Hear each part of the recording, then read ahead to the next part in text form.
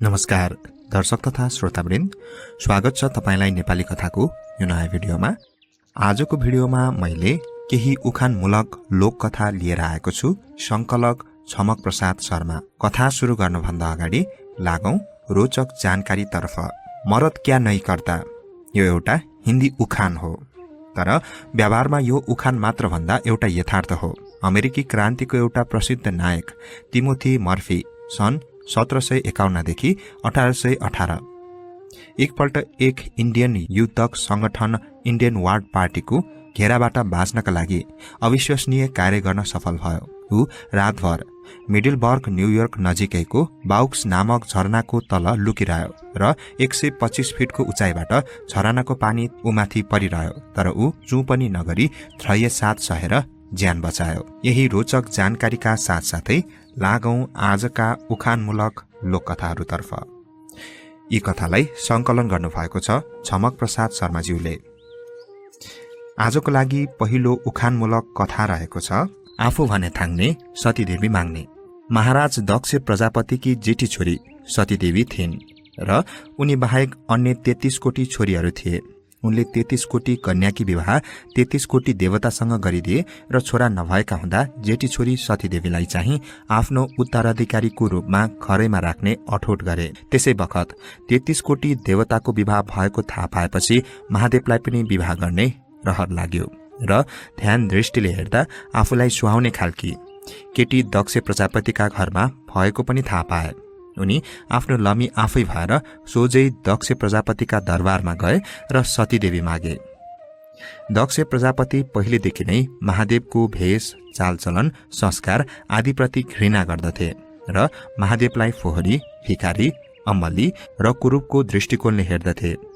आफ्नै छोरी मागेको देख्दा उनले रिसले आँखै देखेनन् र महादेवलाई गाली गरी साफसँग झपार्दै भने, आफू भन्ने थाङ्ने सतीदेवी माग्ने। यो रहेको थियो उखानमूलक कथा आफू भने थाङ्ने सतीदेवी माग्ने। लागौं अर्को उखानमूलक कथातर्फ। कथाको शीर्षक आमाले दिएको सिस्नाको तिहुन पनि खिरै खिर हुन्छ। एउटी गरिब आमाकी छोरीको विवाह धनी परिवारमा हुन पुग्यो। माइतमा खानेकुराको नाममा तातो छारो केही थिएन। सधैँ गिठा भ्याकुर, जलुको सिस्नो खाएर निर्वाह गर्नु पर्थ्यो। घरमा भने दैनिक मेवा मिष्टान्न र मिठा मिठा परिकार पाक्दथे। त्यस्तो हुँदा हुँदै पनि ऊ पटक पटक माइत जान लोग्नेसँग बिदा मागिरहन्थे। उसले त्यसरी माइत गएको कुरा लोग्नेलाई चित्त बुझ्दैनथ्यो र ऊ मनमा नै सोच्थ्यो, यहाँ यस्ता मिठा मिठा परिकार खान छोडेर गिठा भ्याकुर खान माइत जाने यो कस्ती बेवकुफ आइमाई परी छ। एक दिन स्वास्नीले फेरि माइत जान बिदा मागेपछि लोग्नेले हकार्यो, अस्ति भर्खर गएर आएकी होइनस्, आजै किन जानु पर्यो? स्वास्नीले भने, आमाले आज बेलुका खिर खान बोलाउनु भएको छ। त्यस्ता गरिब माइतमा खिर पाक्ने कुरो असम्भव भएकोले स्वास्नीले 100% छुट बोलेको कुरा जान्दा जान्दै पनि उसले स्वास्नीलाई माइत जान बिदा दियो। स्वास्नी हिँडेपछि ऊ फेरि सुटुक्क पछि पछि आयो। साँझमा आमा छोरी खान बसेपछि उसले सुटुक्क ढोकाबाट चियाएर चुलामा हेर्यो।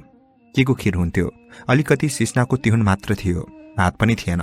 आमा छोरीले सिस्नाको तिहुन खाइसक्ने बित्तिकै ऊ भित्र पस्यो र स्वास्नीलाई सोध्यो, तैँले आज के खाइस् मलाई भन्? स्वास्नीले भने, आमाले दिएको खिर खाए। उसले रिसले जङ्गिँदै भन्यो, झुट बोल्छस्, सिस्नो खाएर खिर खाएको धाक लगाउने? स्वास्नीले भने, मैले कहाँ झुटो बोलेकी हुँ र? आमाले दिएको सिस्नाको तिहुन पनि खिरै खिर हुन्छ। नपत्याए लौ हेर्नुहोस्। उसले तत्कालै बान्ता गरी, नभन्दै लोग्नेले हेर्दा त्यहाँ सिस्नो नभएर खिरै खिर थियो। यो रहेको थियो उखानमूलक कथा आमाले दिएको सिस्नाको तिहुन पनि खिरै खिर हुन्छ। लागौं अर्को कथातर्फ। अर्को उखानमूलक कथा रहेको छ आयो निदली तेरो काल। एकजना निदुली नाम भएका बाहुन एक दिन ससुरालीमा पुगी सिकुवाको खाटमा टुसुक्क बसेछ। त्यसबखत भित्र अगेनामा सासु रोटी पकाउने तर्खरमा लागेकी थिइन्। भित्रबाट जतिपटक च्वाइयाको आवाज आउँथ्यो उतिपटक बाहुनले सिन्का भाँचेर टुक्रा पार्ने क्रम जारी राखे। रोटी पाकिसकेपछि सिन्काको टुक्रा गन्ती गर्दा 204 भएछ। एकछिनपछि सासूले थालमा रोटी ल्याएर ज्वाइँको सामु राखिदिन्, तर आफ्नो भागमा 4वटा रोटी मात्र देख्दा उसलाई झोक चल्यो र ठाडै सोधे, रोटी पाक्यो 204, ज्वाइँको भागमा किन 4? रोटीको संख्या पत्ता लगाएको देख्दा सासू छक्क परिन्। भोलिपल्टसम्ममा ती बाहुन ज्योतिष हेर्न अगोर सिपालु छन् भन्ने हल्ला चारैतिर व्याप्त भयो। त्यसै बखत एउटा धोबी आएर मेरो गधा 4 दिनदेखि हराइरहेको छ, पत्ता लगाइदिनु पर्यो बाजे भनेर भन्यो। बाहुनले आफू भोलिपल्ट बिहान सबेरै टाप कस्ने सुर गरी धोबीलाई चाहिँ भोलिपल्ट बिहान 9 बजे आउने निर्देशन दिए। भोलिपल्ट बिहान सबेरै शौच कार्यको लागि उनी उखुबारीभित्र के पसेका थिए। धोबीको गधा त त्यही पो चरिरहेको रहेछ। उनी झटपट फर्की धोबीको बाटो कुर्न थाले। 9 बजे धोबी आइपुगेपछि उसलाई तेरो गधा यो दिशातर्फ यति दूरीमा उखुबारीभित्र हुनु पर्दछ भनी बताइदिए। ब्राह्मणले भनेको गन्तव्यतर्फ गएर हेर्दा धोबीको गधा दुरुस्तै फेला पर्यो। ब्राह्मणको कीर्ति झन फैलियो र राजाको कानसम्म पुग्यो।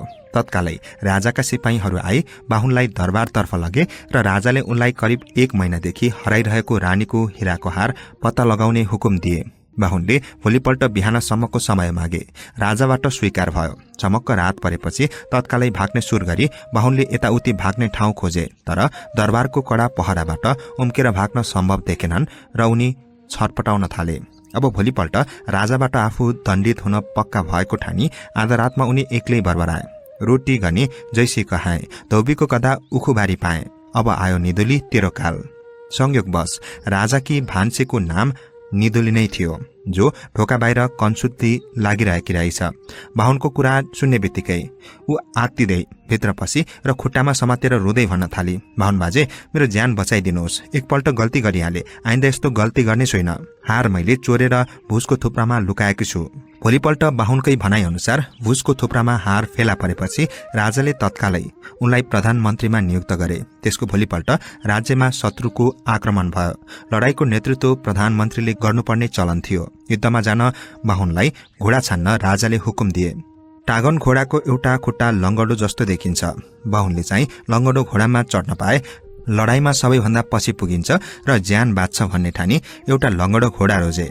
उता राजा भने आफ्नो नयाँ प्रधानमन्त्रीले घाटन घोडा रोजेकोमा दङ्ग परे। बाहुनलाई घाटन घोडामा सवार गराई सयसले जिन काटी आदि कसिदियो। घाटन घोडा अरू सबै घोडालाई उसिनी अनियन्त्रित भई शत्रुका फौजको बीचबाट बेतोटले दौडेर एकैचोटि पारीपट्टि पुग्यो, जहाँ शत्रु पक्षका राजा र प्रधानमन्त्री बसेका थिए। बाहुन घोडाबाट ओर्लेर भाग्न खोजे, तर बन्धन फुकाउन जानेनन् र आत्तिँदै कता हो जिली कता हो गाँठी भन्दै चिच्याउन थाले। संयोगवश शत्रु पक्षका राजाको नाम जिली र प्रधानमन्त्रीको नाम गाँठी थियो। बाहुनको कुरा सुन्न साथ उनीहरूको मनमा बाहुनले सेनाको चक्रव्यूह तोडेर आई आफूहरूलाई मार्न खोजेको हो भन्ने पर्यो र तत्कालै आत्मसमर्पण गरी आफ्नो राज्य जिम्मा लगाए र प्राणको भिक्षा मागे। यता राजाले आफ्नो नयाँ प्रधानमन्त्रीको चमत्कार देख्दा दङ्ग परी आफ्नी कान्छी छोरीको विवाह तिनै बाहुनसँग गरिदिए र नयाँ प्राप्त भएको राज्यको राजा बनाई सुखसँग रहँदा भए। यो रहेको थियो उखानमूलक कथा आयो निदली तेरो काल। लागौं अर्को उखानतर्फ। उखान रहेको छ कुकुरका छाउरा गन्न पठाए जस्तो। अब लागौं कथातर्फ। महाराज अकबरको दरबारमा एउटा काजीको पद रिक्त थियो। बिरबलले एउटा योग्य उम्मेद्वार नियुक्तिको लागि खोजेर ल्याएका थिए, तर महारानीले आफ्नो भाइलाई काजी पदमा नियुक्त गराउन चाहेकीले राजासँग वाद विवाद पर्यो। अन्त्यमा ती दुवै उम्मेद्वारको योग्यताको पारख गरी सबैभन्दा योग्य व्यक्तिलाई नियुक्ति गर्ने निर्णय भयो। तत्पश्चात दुवै उम्मेद्वारलाई भनियो, पल्लो घरमा एउटा कुकुर ब्याएको छ, गएर हेरेर आउनु। दुवैजना गएर हेरेर आए। त्यसपछि रानीको भाइलाई सोधियो, छाउरा कतिवटा थिए? ऊ निरुत्तर भई गन्न दौडियो र गनेर आई जवाफ दियो, 4 वटा। फेरि सोध्यो, कस्ता कस्ता रंगका थिए? ऊ फेरि निरुत्तर भई हेर्न दौडियो र हेरेर आई रंगको बेलिविस्तार लगायो। फेरि सोध्यो, कतिवटा ढाँगा र कतिवटा छाउरी थिए? ऊ फेरि निरुत्तर भई हेर्न दौडियो र हेरेर आई ढाँगा र छाउरीको बेलिविस्तार लगायो। फेरि सोधियो, कुकुरको धनी को हो? ऊ फेरि निरुत्तर भई धनी पत्ता लगाउन दौडियो। बिरबलको उम्मेद्वारले भने एकैपटकमा उपरोक्त सबै कुरा पत्ता लगाएर आएकोले उसले सुरुमै प्रत्येक प्रश्नको सही जवाफ दियो। अन्ततः काजी पदको लागि उसैलाई नै योग्य ठहराइयो। यो रहेको थियो उखानमूलक कथा कुकुरका छाउरा गन्न पठाए जस्तो। अब लागौं आजको लागि अन्तिम उखानमूलक कथातर्फ। उखान रहेको छ कुवाको ब्याङ कुवामै राजी। कुवामा बस्ने एउटा भ्यागुतो बेला बेलामा कुवा नजिकैको आहालमा चढ्न आउँथ्यो। एउटा दुहुना भैँसी आहाल बस्दा भैँसीको फाँचो थिचिएर निस्केको दूध भ्यागुतोको मुखमा पर्यो।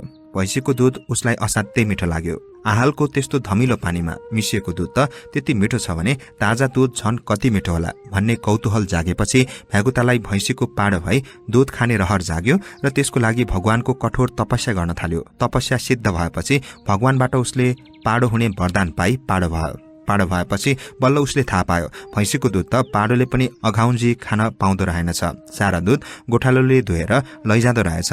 तब उसले फेरि तपस्या गरी आफै गोठालो भयो।